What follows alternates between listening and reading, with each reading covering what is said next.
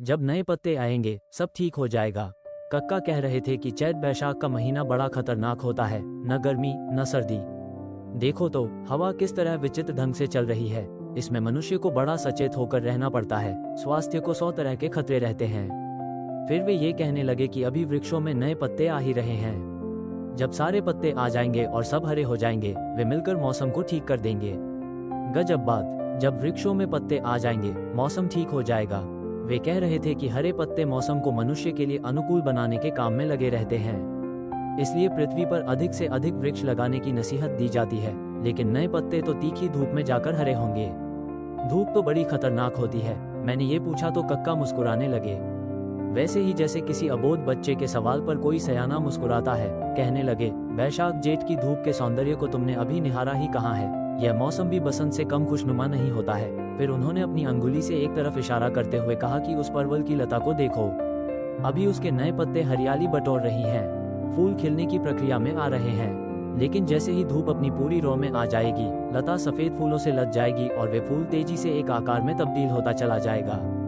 अभी लता धूप की प्रतीक्षा में ठहरी हुई है और फलने के लिए आवश्यक तैयारी कर रही है। फिर कक्का ने मेरा ध्यान बाईं ओर आम के वृक्ष के नीचे तेजी से फैल रही खीरे की लता की ओर खींचा। वहां अगल बगल नेनुआ और करेले की लता भी लहलहा रही थी। सब में एक आध फूल भी नजर आ रहे थे। कहने लगे कि इनको भी धूप का ही इंतजार है। जैसे ही धूप खिलनी शुरू होगी, ये लताएं पहले तो वातावरण को पीले पीले फूलों और फिर बाद में हरे और स्वादिष्ट सब्जियों से आच्छादित कर देंगी। वे ये कह रहे थे कि धूप के मौसम को हमें इस नजरिए से भी देखना चाहिए। इस क्रम में उन्होंने भिंडी के छोटे छोटे पौधों की तरफ भी मेरा ध्यान खींचा और कहा कि बरसात से पहले की तीखी धूप भी एक कमाल का समय होता है। कुछ फूल इसी मौसम में खिलते हैं और फिर फलकर अपना अर्थ प्रकट करते हुए मौसम को भी सार्थकता प्रदान करते हैं।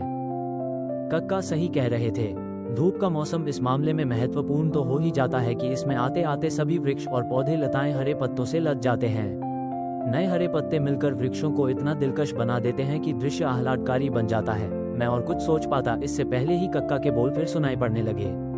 वे कह रहे थे कि क्या तुम्हारा ध्यान गर्मी के दिनों में कभी गुलमोहर और अमलतास के वृक्षों की तरफ गया है? अब जब भी कभी तुम्हारी नजरों के सामने ये वृक्ष आए, तुम वहां कुछ देर ठहर जाना और वृक्ष की शाखाओं पर खिले फूलों की ओर देखते हुए इस धूप के मौसम के बारे में सोचना। कक्का का कहना यह था कि धूप का मौसम मनुष्य को वृक्षों के निकट लाता है और उससे उसके संबंधों की घनिष्ठता को सांकेतिक भाषा में दर्शाता भी है।